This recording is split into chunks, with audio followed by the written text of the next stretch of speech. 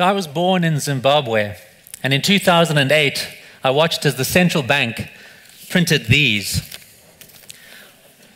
$100 trillion. When I showed this note to a friend here, he said, "Wow, that's more stars than there are in our galaxy." 3 eggs cost $100 billion just before the currency collapsed and became worthless, and the wealth of millions of people was wiped out. My grandfather stopped drawing his pension because the costs to do so were more than the value of it. Hyperinflation is inevitable when currency and money can be created without restraint. The irony is now that this note has value again, but not because it is useful as a currency, but as a memento of how money destroys nations. In South Africa, my parents eventually moved there, as well as many other Zimbabweans. During apartheid, the South African government forcibly moved a lot of black people, all the black people, out of the cities and into territories called homelands. Informal settlements sprung up that were poor and lacked services outside of the towns. And the legacy of this remains today.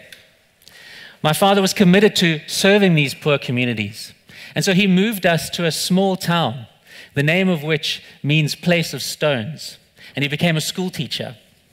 I attended a dusty little school, and together with my siblings, we formed the majority of the white kids.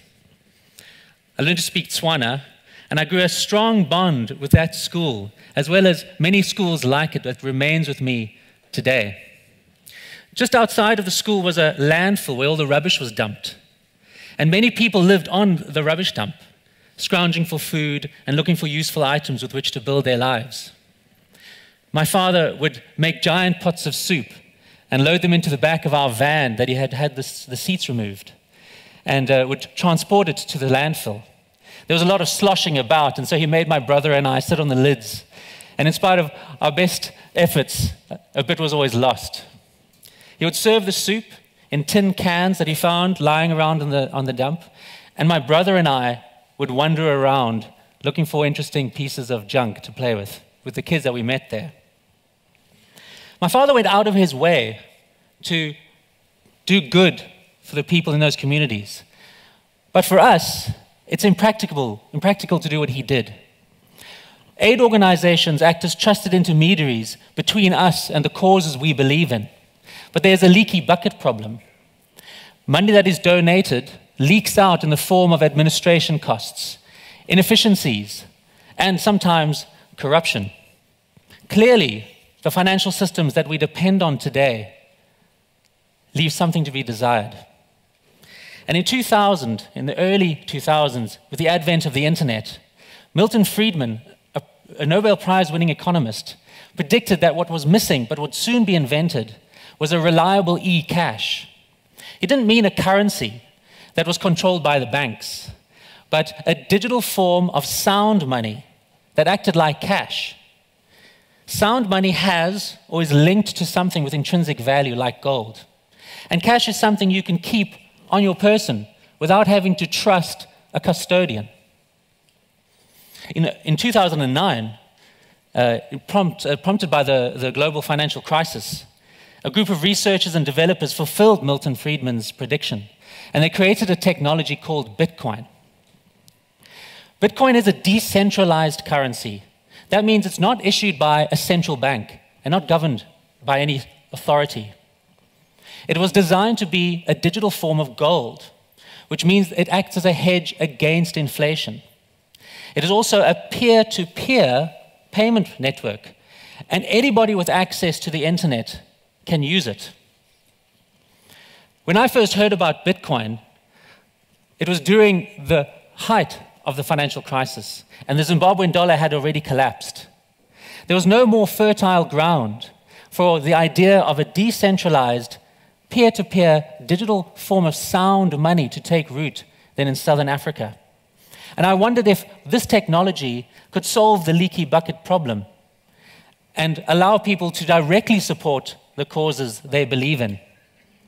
So memories of my childhood led me down the path to a small school called Emoweni Primary.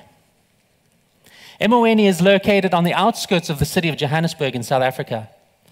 It is a legacy of apartheid and very close to where Nelson Mandela lived as a boy. Like many schools in South Africa, it is given a small budget that is never enough to cover the costs of running the school. So broken toilets remain unfixed, and heating and cooling is left off to pay for more important items. Mostly what happens is that utilities are left unpaid, and massive debts accrue. And this is where I saw an opportunity. I was working in the energy industry at the time, and I was building smart metering technology. And I had the idea to link a Bitcoin address to a smart meter. This meant that anybody around the world could directly fund that meter. So I had it installed at Emoweni Primary School, and I wondered what to do next. A friend of mine in Vienna, Ed Hess, heard about this experiment. He was giving a talk in Boston, and he suggested that we do a live demo from the conference. So I drove down at 3 o'clock in the morning to Emoweni, and I videoed into the conference, and I explained to the delegates what I had created. And I said that they can now directly fund the energy needs of this school. So I walked around the school. It was pitch dark. The meter had no credits on it. And I showed the meter and explained to the delegates what it would do. It was completely dark, and wanted to give them a feeling of what it was like to be down there. I was on the other side of the world compared to them. So Ed Hess scanned the Bitcoin address into his phone at the conference, and he sent a Bitcoin, which was worth about $500 at that time, about 5,500 kilowatt hours of energy, enough to fund the energy needs of that school for an entire month.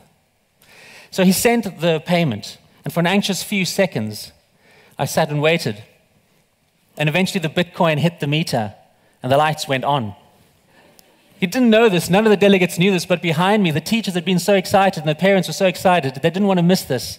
And they'd been sitting behind me the whole time. And they started celebrating, and so did the delegates all the way at MIT in Boston. And they shared, all of them shared a unique experience without needing a bank or a remittance company or an aid organization. Usizo means help in Zulu. And I've created the first of its kind crowdfunding platform where people from around the world can directly fund the energy needs of needy African schools and hospitals.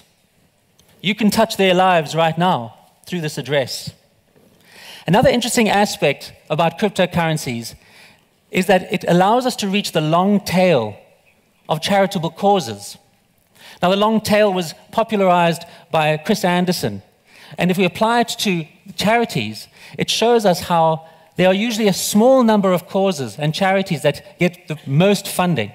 But there are many causes out there down the long tail that we cannot reach. With cryptocurrencies, we can now reach that long tail. So all of human history has been punctuated by periods of intense creativity and innovation.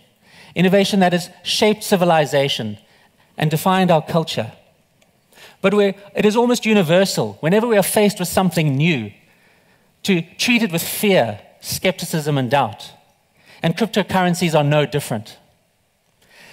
The internet gave us all a voice that can be heard around the world. But cryptocurrencies allow us to be more than just heard, but to also be felt. So, reach out and touch someone. Thank you.